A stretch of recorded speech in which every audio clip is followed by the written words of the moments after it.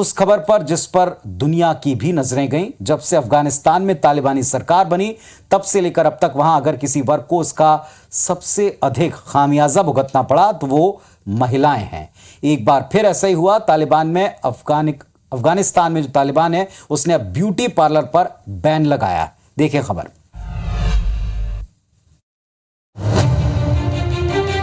अफगानिस्तान की हुकूमत पर कब्जा करने वाले आतंकी संगठन तालिबान ने देश में तमाम ब्यूटी पार्लर बंद करने का ऑर्डर जारी किया है। ब्यूटी पार्लर चलाने वाली महिलाओं को 1 महीने का वक्त दिया गया है।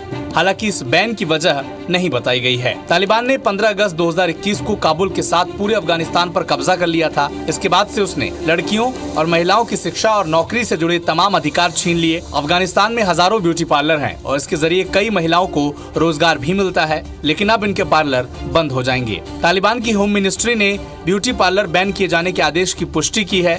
अफगानिस्तान में हजारों ब्यूटी पार्लर हैं और इस फरमान से इन महिलाओं का रोजगार भी छिन जाएगा। ज्यादातर पार्लर महिलाओं ने घर में ही खोले थे और यहाँ किसी भी पुरुष के आने पर सख्त पाबंदी थी।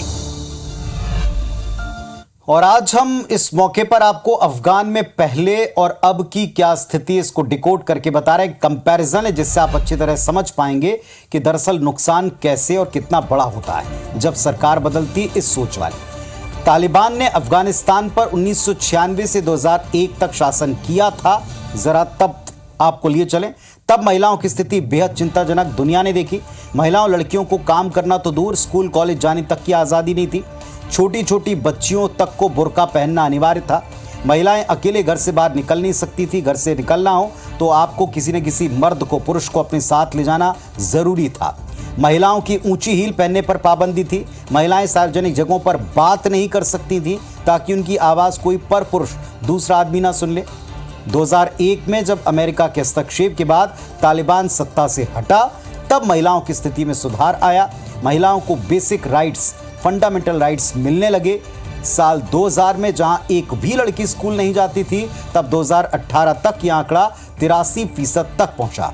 फिर 2018 में दुनिया ने देखा कि अफगानिस्तान में चुनाव हुए जिसमें 249 में से 69 सीटों पर महिलाएं जीत कर आईं, यानी कुल सदस्यों का 27%।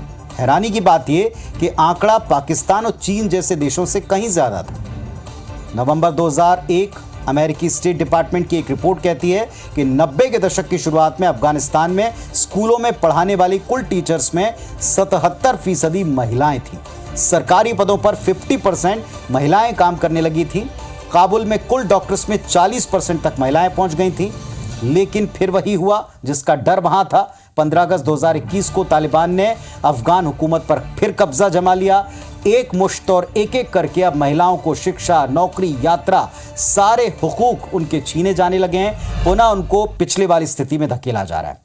दुनिया देख तो रही है खामोशी से, लेकिन इन हालात में परिवर्तन कब और कैसे होगा ये शायद सबसे ज्यादा वहां की महिलाएं सोचती होंगी।